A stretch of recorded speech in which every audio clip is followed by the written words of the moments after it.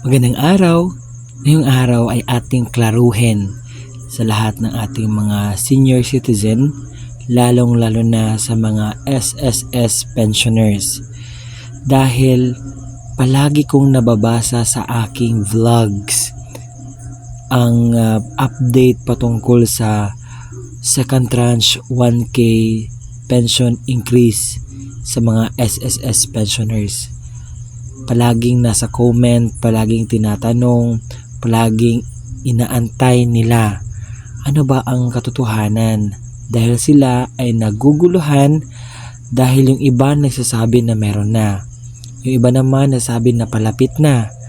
Ngayon ating klaruhin nang sa gayon ay hindi na masyadong magtanong itong mga ating senior citizen at meron silang kalmadong isip at puso patungkol dito, dahil maraming vloggers ang nagsasabi at parang inuutos sila para lang makagain ng fame, views. Ito, lahat ng mga senior citizen makinig. Ano nga ba ang katotohanan patungkol sa second tranche 1K pension increase sa lahat ng mga SSS pensioners? Meron na nga ba? Madaling sagot, wala pa pong mga balita patungkol dito. Hindi pa nga nabigay ng anunsyo na papalapit na ang second tranche at ibibigay na.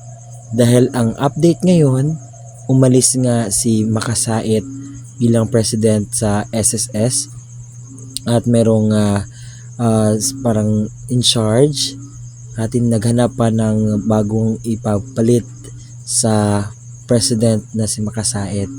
And right now, hindi pa talaga maibigay ang second tranche na hinihingi ng ating mga senior citizen.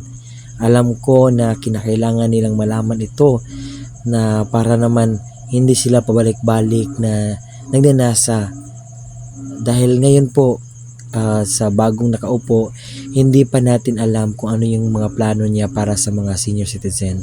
Alam ko na matagal na siya sa kanyang trabaho at nakita niya din kung paano pinapalakad at paano pinapalagahan ang ating mga senior citizen. And nang sa gayon na sanay makita pa niya ang need.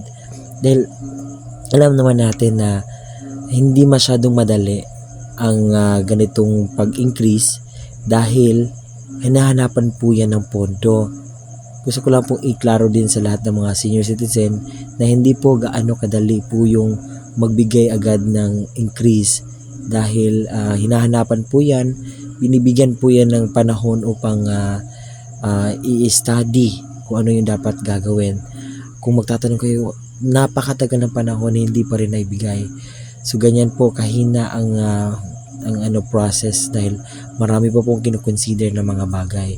And I hope na huwag kayong magpapauto sa lahat ng mga vloggers na gumagawa na ng content para makagain ng views. Wala pa pong second tranche increase. Okay? Yan lamang po ang pinakamadaling sagot. Huwag po kayong magtingin kung meron na nga ba. Wala pa po. Okay? Nasanay nakuha niyo ang punto ng video kong ito. Salamat.